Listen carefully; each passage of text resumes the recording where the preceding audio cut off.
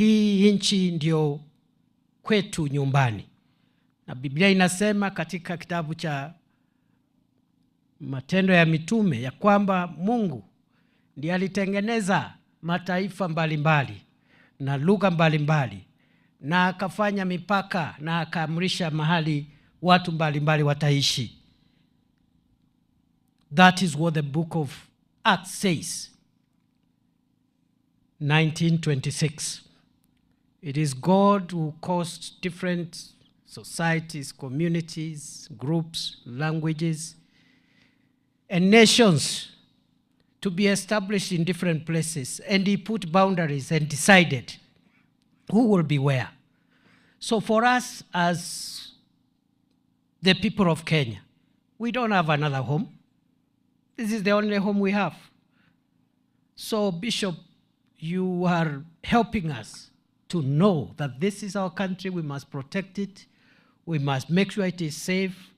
And whenever we have issues and we are talking to each other, let's be moderate, because there is tomorrow.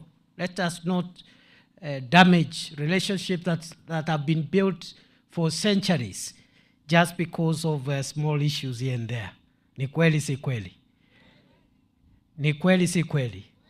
So let us treasure our homeland. Let us love our country, and let us say there are things we cannot do, not because of anything else, not because we fear, but because we love our homeland and we want our country to be safe. Na watu wanaona fireman akiongea hivi wanafikiri sijui nini. My friend, kama tulishinda siku ile Uhuru Kenyatta alikuwa mstakiwa Hague wakiwa na William Ruto, hii ya next year ni mambo kidogo, my friend. Just pray for good health peke yake na Mungu tu, kibali ya Mwenyezi Mungu. The rest is easy.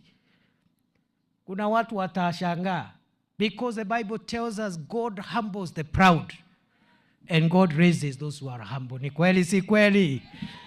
Ni fire si fire?